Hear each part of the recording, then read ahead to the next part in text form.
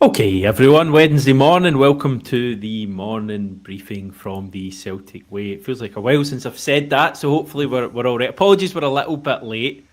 That's Technical my issues fault. for Yeah. for what I wasn't going to say that, John, but fair enough. It wasn't technically your fault, was it? No. It was a laptop problem. Let's put it that way. But I'll hold my hands up and take the blame for that while we're a few minutes late this morning. Okay, that's fine. I don't think anyone's moaning too much. So you're obviously all in a fine mood today. Let's see if we can keep that up. We've got things to chat about today.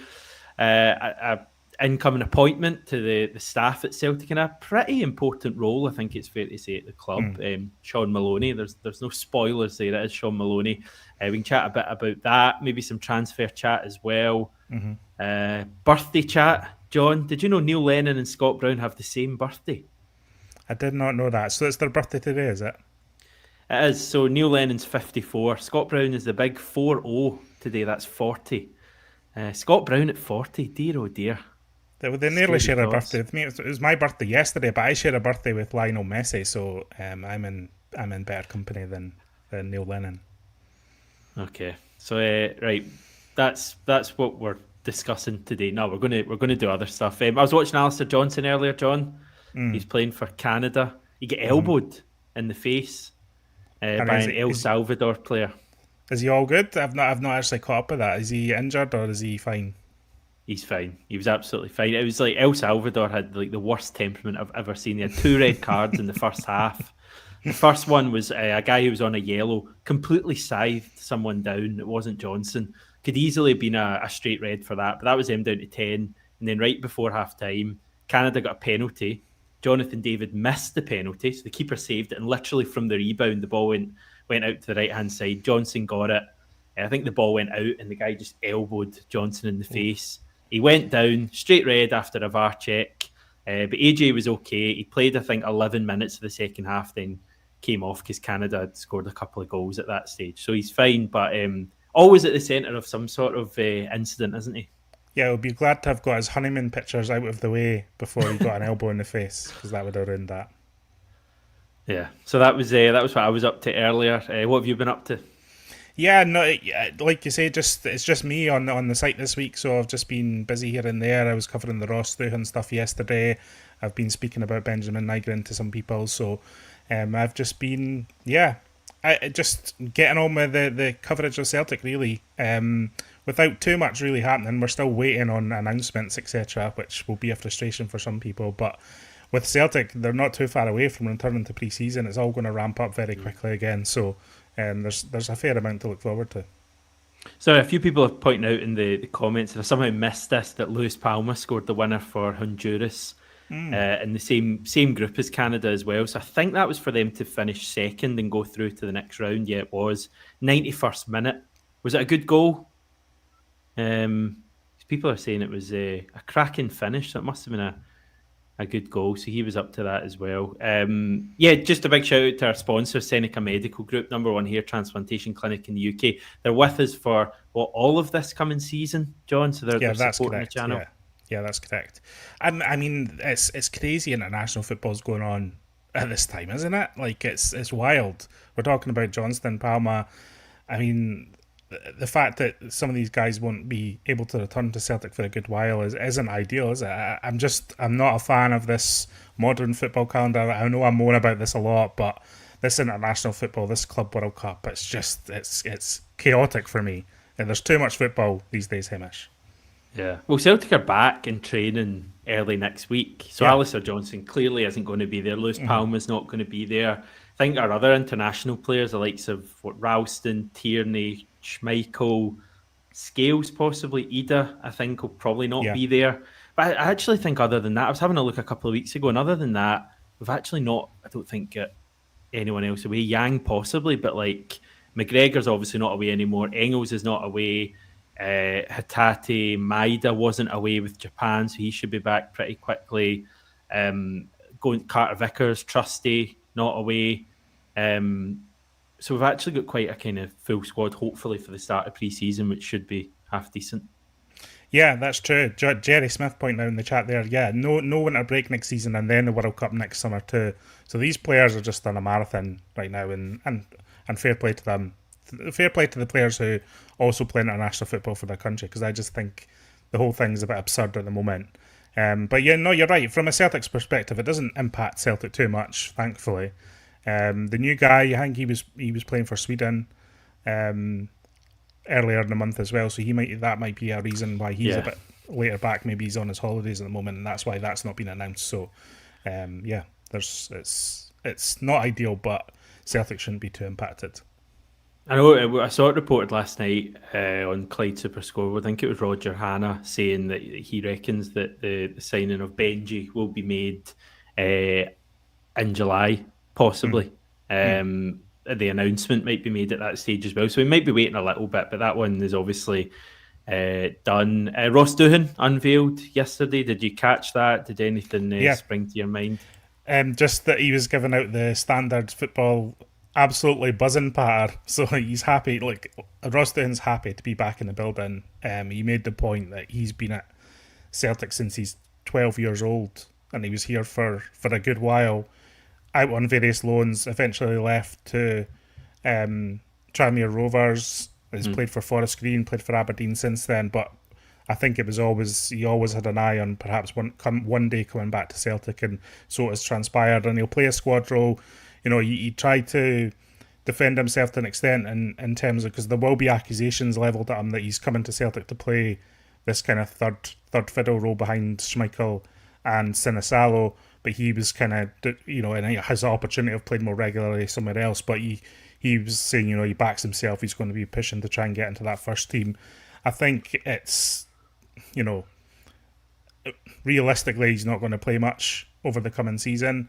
But listen, when Schmeichel eventually retires, he might be able to play that backup role to Sinisalo if that's the way Celtic, the direction Celtic are heading in. So over the course of his contract, you know, he might be able to get some minutes in a Celtic jersey, but I don't think that's going to transpire anytime soon. But you know, fair play to him, and he's delighted to be back in the building. He's delighted to be here. He's delighted to be working with Stevie Woods again. So fair Yeah. play to Ross Doohan.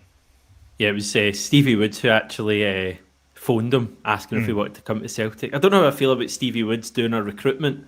No, it's probably just a case of him having the relationship with Ross Doon. But I did get a wee bit surprised when I heard that it's like Stevie Woods is the one who's phoning him up and going, "Do you fancy Well, signing for Celtic?" I think that has been the case. I think quite a lot over the last decade, in the sense of Stevie Woods, I think, has had a very big say in the recruitment of goalkeepers at Celtic, and because he's trusted by all the managers who have had Stevie Woods on the books, and he's a fantastic goalkeeping coach. He's very. I don't think I've ever heard a goalkeeper say a bad word about him, and obviously they're not going to when he's their de facto boss, but it goes beyond platitudes.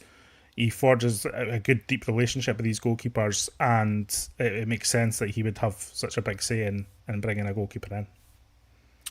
Yeah, I mean that goalkeeping unit that they have, which I think is basically the three keepers, maybe a youth team goalkeeper from time to time, and Stevie Woods is Mm. they're quite isolated, I guess. I mean, I don't Mm. know if chances are you probably have never watched training, but I remember when Celtic did that open training session a couple of years ago under Ange.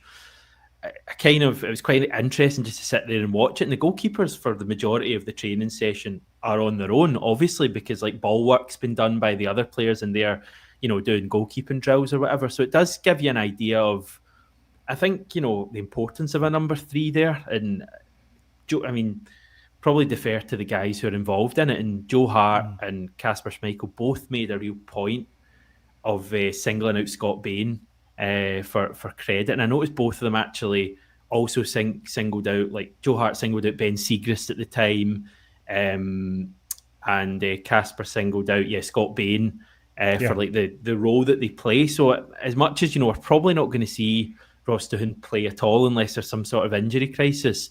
He does have an important role there in terms of being a support to the number one goalkeeper, the number two goalkeeper, bringing that high, standard every day as well. And he might just get an opportunity in the future.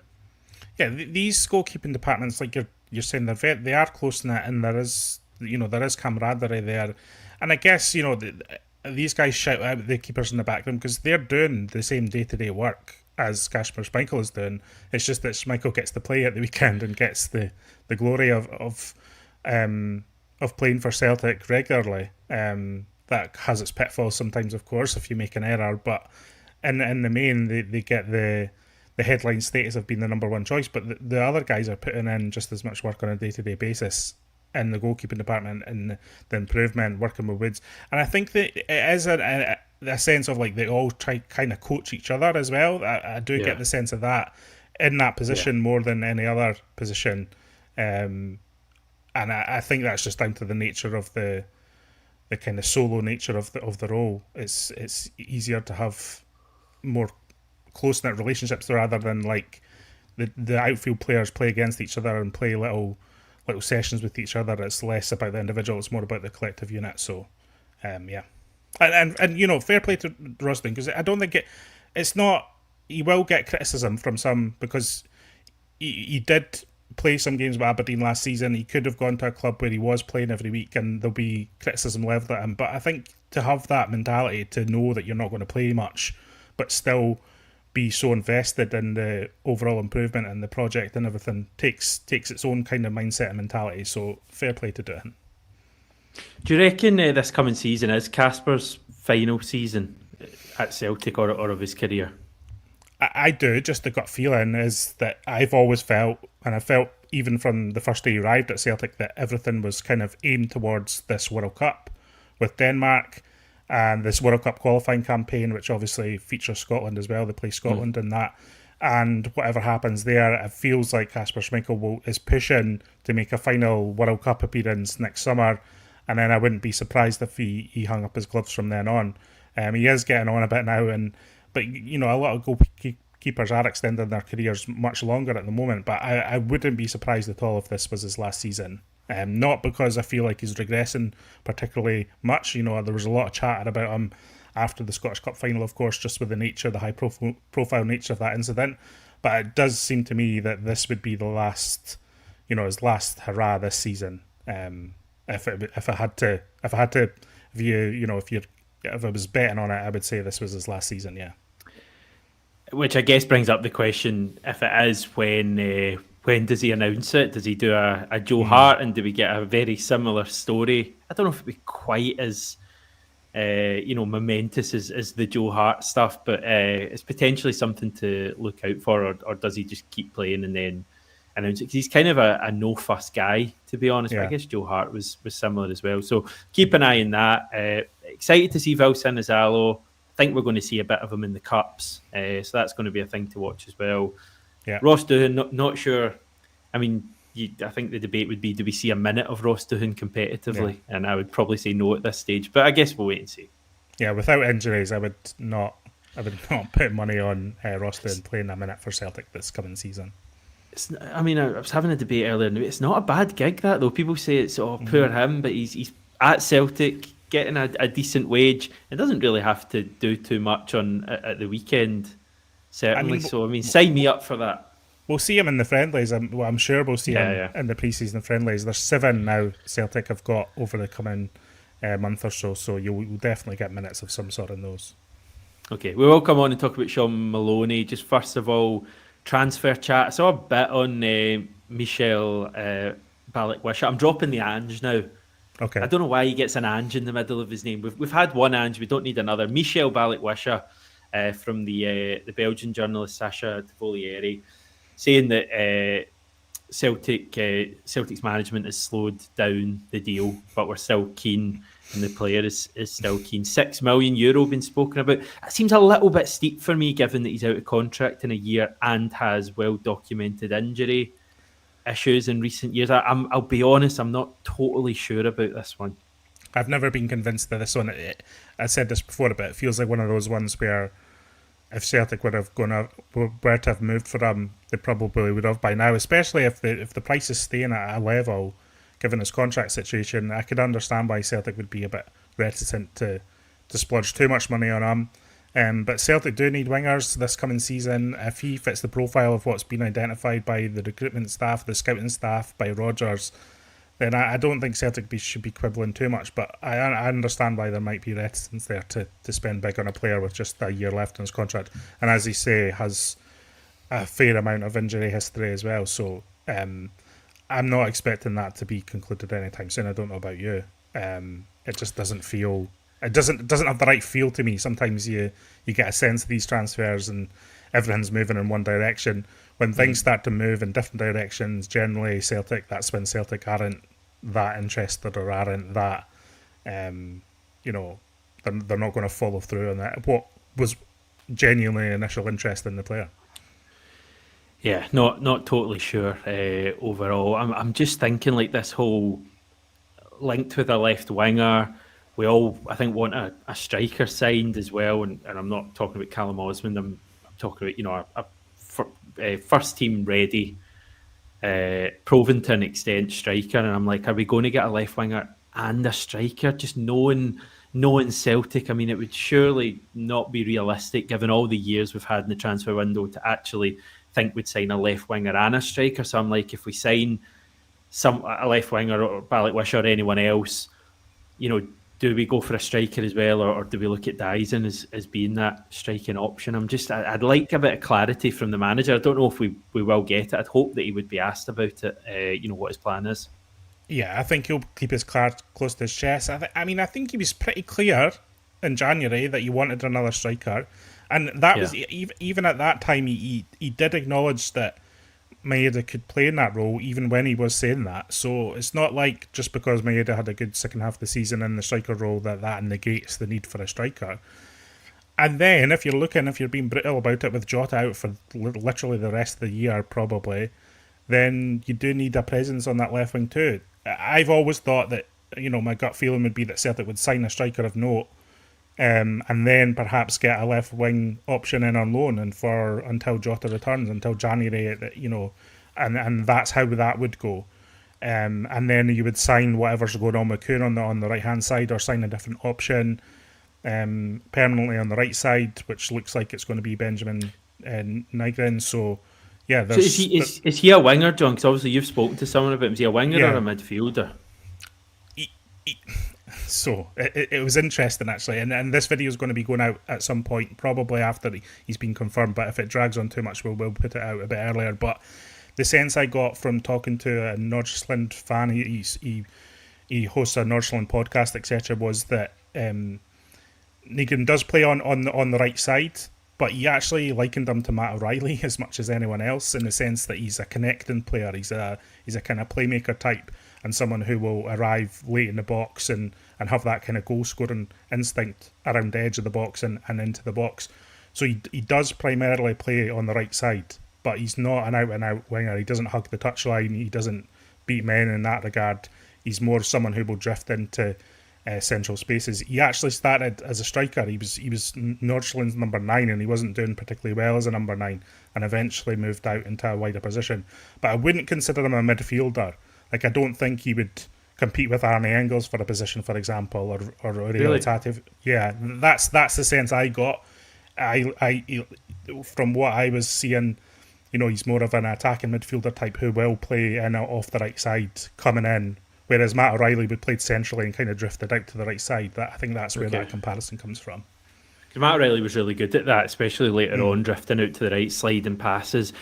I mean, I was chatting about it on my own channel, and I've watched, a few clips of Benji, and sorry, I'm still not sure quite how to say his surname, and we'll deal with that. And I get in trouble if I say what I think it is. People want to say Nygren, and I hear Nygren, so I'm just calling him Benji. But I've watched a bit of him, and like, to me, I was surprised when people were saying, he's a winger, because to me, he looks like an attacking midfielder, a playmaker. He doesn't look quick at all. I likened him to Tom Rogic, who I guess was kind of similar to Matt O'Reilly in a way. So that's the kind of player he is. So, I mean, given that we're so about pace, and given that if he was potentially replacing Nicholas Kuhn, who's like the quickest right winger I think I've ever seen at Celtic, I don't know about that. Personally, I would be surprised if he's coming in to play right wing, but I guess we'll wait and see. Yeah, no, I do get that point. It is interesting. I think it's one of those ones where, talking about positions in this way is slightly reductive, in the sense of it's more about the positions he plays in on the pitch. So you could be right, mate. And maybe there's a chance where Rodgers sees some sort of formation change with Tierney coming in as well. We know that when Rodgers was first at the club, he preferred a kind of 4-2-3-1 kind of formation where he had Scott Brown and someone, just beside Scott Brown, and then had that out and out number 10, a Tom Rogic type, and then had the two wingers on the start. Yeah, Armstrong. So but it might be that we'll kind of revert to more to that rather than the kind of 4-3-3 Ange thing that Rodgers has persisted with after Ange left. So there is options there, and I think maybe Nygren gives that kind of tactical versatility. Yeah, for sure. So less about wingers maybe, and more about yeah, kind of creativity. Yeah, he's definitely the more thoughtful. I don't like to say slower because that has connotations, but definitely the more thoughtful, slower, connecting type player rather than the out-and-out winger who has explosive pace and will explode beyond the defensive line. That's undoubted. Yeah, Matt O'Reilly, Tom Rogic is definitely what I thought when I had a look at him. Okay, you can keep an eye out for that. Everyone will be out at some stage soon. Shaun Maloney, will we talk about him? Because the chat is he's going to return to the club. And let me get the roll up.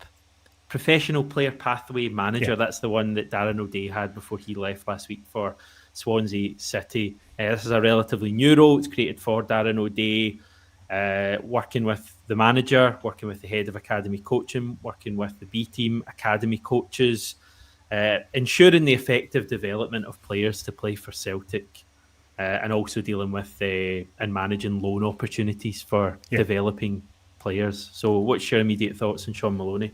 Well, I'm surprised that Celtic are actually filling the role again, because I got the impression that it was created for Darren O'Day just to kind of keep him in a position at the club that he was comfortable with and happy with, was what I heard when that first started.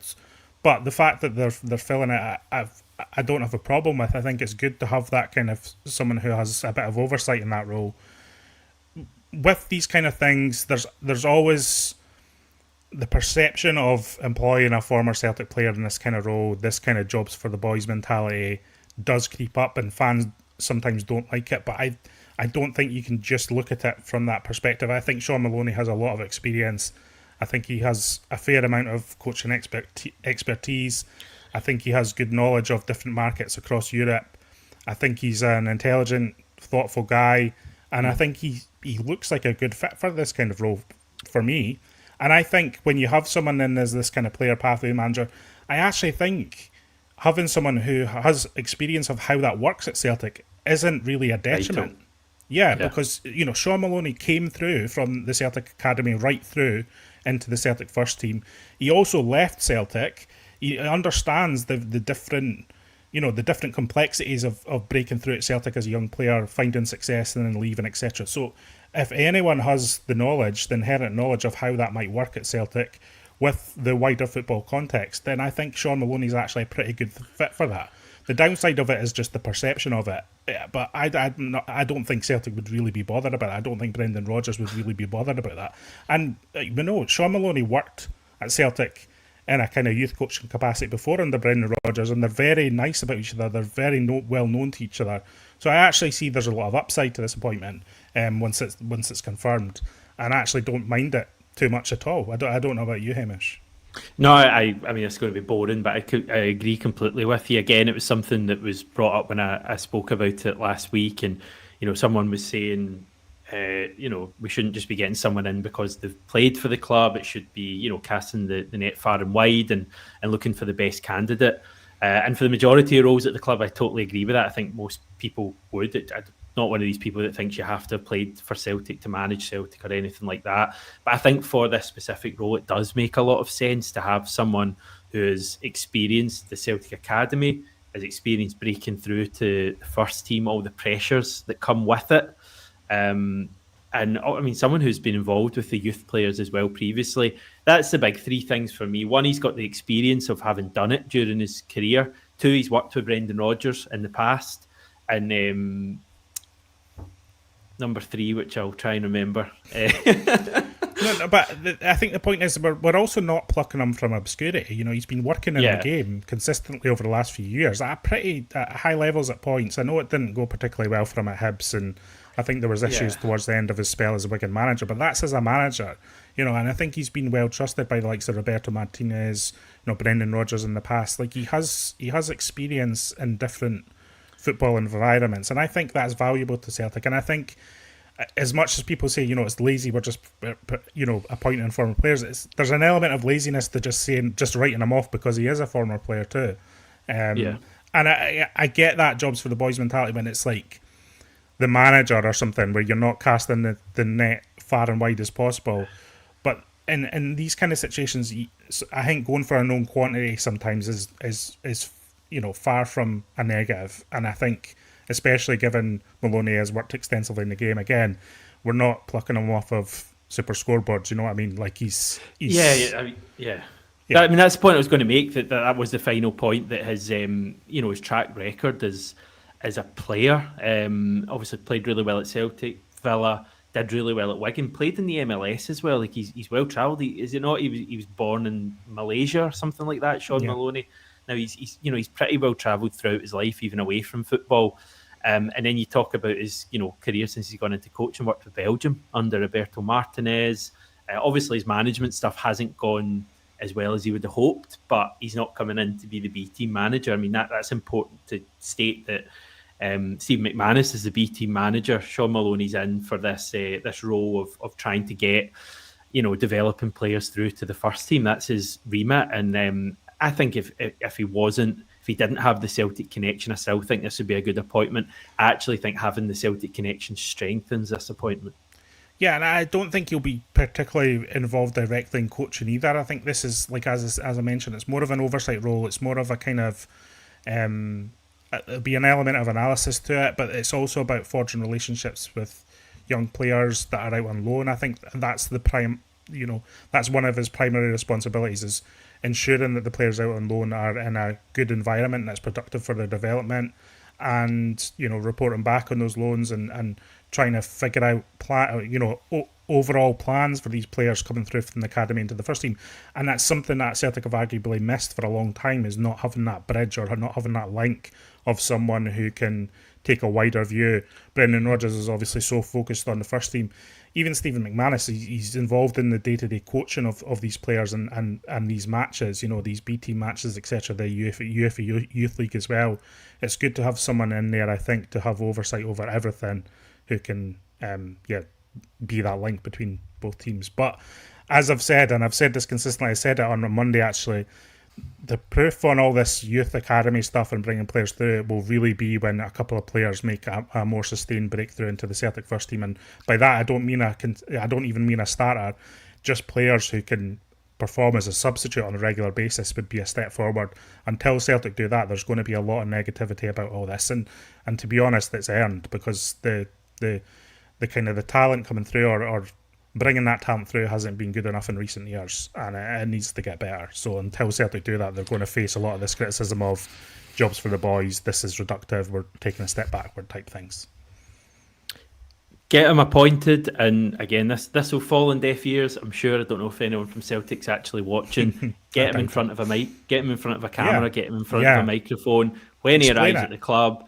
Ask him, you know, about his background in football, how he's been getting on, his experiences, but also ask him about the role and what he hopes to achieve.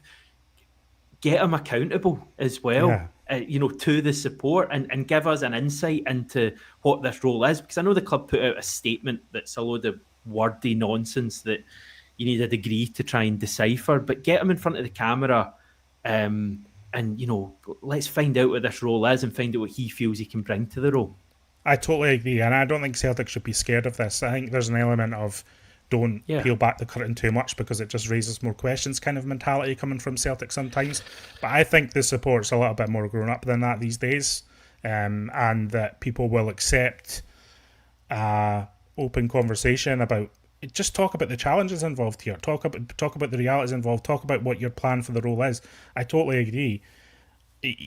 Communication is vital from Celtic, and it will be increasingly more and more vital as the years tick on, as other clubs and and other sports become more communicative and more open with their supporter bases, Celtic increasingly are a closed shop, and it's becoming more and more of a frustration for supporters, I think. And I think they could do much more with various staff at the club explaining what the situation is and what the plans are, and just be open up front about everything. Listen, this is a whole topic we could spend, every video talking about. But I was on YouTube the other day, and for some daft reason, I don't know if I'm admitting too much here, but a Rangers video was recommended. I don't know what's happening there, but I didn't click on it obviously, but it was two figures. I don't know if they get like new figures in their boardroom, and it was a sit down interview with them. And I'll be honest, I think there's not many things Rangers are ahead of us on, but I think they're kind of output in terms of these kind of interviews and the insight they give their fans into sections at the club. How many times do you hear of like their kind of chief executive or other figures, director of football, doing interviews? You just don't hear anything from Celtic at all, and I do think that's something the club need to change. I don't think they're going to, though. I mean, listen, when was the last time anyone really heard from Michael Nicholson, for example? And he's the chief executive. So this drips down. This kind of attitude and mentality comes from the top culturally within Celtic. So, I mean, as you say, we could spend a whole show talking about this, but you do just urge, especially in these footballing roles, that they're just Paul Tisdale. Yeah, Paul Tisdale. That's a very good example. Just in these football roles, that communication with the support is vital, because, and I say this a lot as well, but the proportion of Celtic's turnover that is generated by supporters is massive, and I think communication with supporters is crucial. Celtic fans are spending so much money on tickets, merchandise, everything. They're putting so much money into the club, and I think more open and direct communication from football and staff at the club would go a long way to kind of aid in that relationship, shall we say. Things are good at Celtic. We're going through an amazing period. Europeans. It's not as if we're demanding answers here. We just want to find out a bit about what's happening. It should really be a positive. There was a pre-season fixture just confirmed yesterday. A couple of wee things, John. The closed door match. We're playing Estrella, great beer. Da Amadora, who just avoided relegation from the Portuguese top flight. So they're top flight opposition. That's a closed door match, so we probably won't hear anything about that. I think a few kickoff times were announced as well. Yeah, I've got the full list here. So July 4th, it's Queen's Park away. July 8th, it's Cork City in Ireland. It's the Estrella closed door match on July 12th in Portugal. Then playing Sport in Lisbon in Portugal on July 16th. Then it's back home to play Newcastle United at home on July 19th. And then the squad will be off to Italy to first play Ajax on July 24th. And then either Como or Al Ahly on the 26th or the 27th, depending on the result of the Ajax game. So it's a 7-game schedule in total. I think it's a pretty good lineup. They're not off 3 Champions League teams. League phase teams. Yeah, it's pretty good kind of ramp up in opposition, I would suggest. Yeah, I think you're right there. Queen's Park and Cork City. I think those are the games where we see the majority of the youth players, just given the state of the squad and people returning to Lennoxtown, as was discussed at the top of the show. But yeah, then Australia ramps up to Sporting, ramps up to Newcastle, and then Ajax. So I'm pretty happy with the schedule and the way it's been put together. No big long trips, no big massive trips. It seems to be on Brendan Rodgers' terms almost this summer, which is hopefully stands the squad and the team and everyone in good stead for that Champions League qualifier in August. Okay, that will do us for today. Anything else, John? Anything site-wise you need to speak about? Nothing urgent to update. No, as I say, we've got Negan stuff ready to go, depending on when he's announced. We've got various other things in the work. We've got an analysis article up from Alan Morrison later. I actually thought Alan Morrison's analysis article on Kieran Tierney was very interesting last week. So if you've missed that, I'll maybe put that in the link below. But it was about the kind of tactical impact of Kieran Tierney's return and why we might see a change to that kind of 4-2-3-1 that Brendan Rodgers enjoyed in his first spell, which I think is an interesting caveat going into the summer with all these pre-season friendlies. What kind of are we going to try and see a little bit of experimentation from Brendan Rodgers here? Okay. Just with the type of player that Kieran Tierney is, he's not the same type of player as Greg Taylor, so it has a knock-on effects to other areas of the team. Exciting. I hadn't even pondered that thought, so that's another good thing to look forward to in pre-season, which is starting in terms of matches in 9 days' time. Celtic will be back training a few days before that. Bring it on. Okay, we're going to head for now, everyone. I'll catch up with you soon.